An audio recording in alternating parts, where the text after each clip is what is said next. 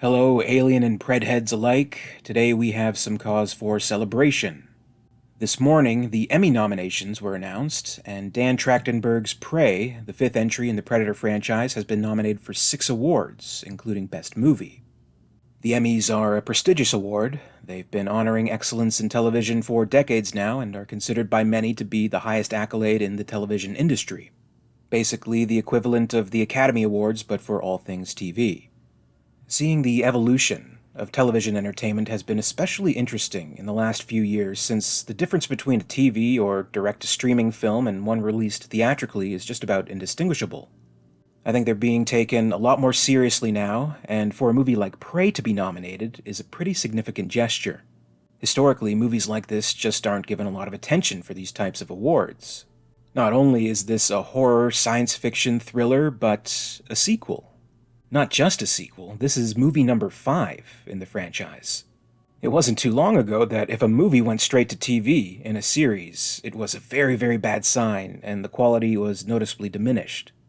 Now we can have something like that, and it's in the running for the top awards. I think that's incredible. I mean, just look at where we were standing with the Predator franchise only about 5 years ago. Shane Black's Predator film was met with cold reception by critics and audiences alike. Most fans hated it. It definitely didn't make a lot of money at the box office. I think we were all fearing the franchise would go dormant once again, and we'd have to wait another decade or two for the Alien Hunter to get another shot. But somebody somewhere, they made the push. They said, we can do this, we can get it right, we can do something new, and Prey was the result. It achieved just about the opposite of the Shane Black film.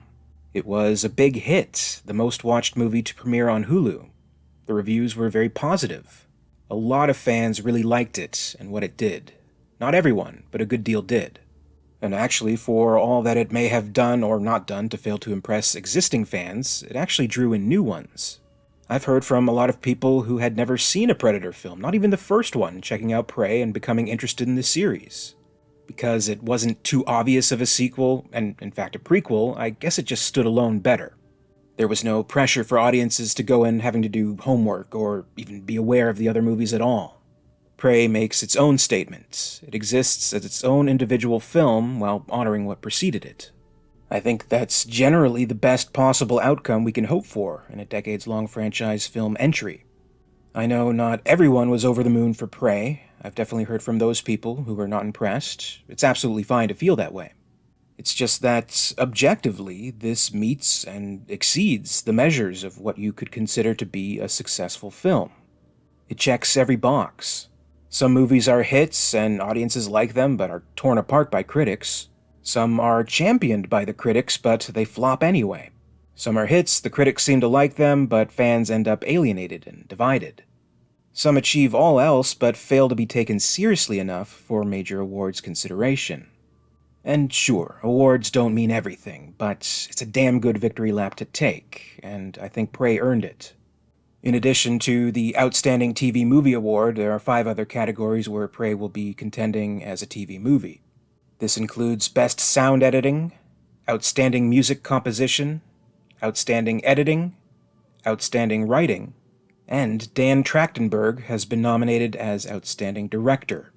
How great is that? These are major awards. This is really exciting and altogether validating as a lover of the genre, as a Predator fan, and as someone who held on to hope that we could see something good after a disappointing previous entry.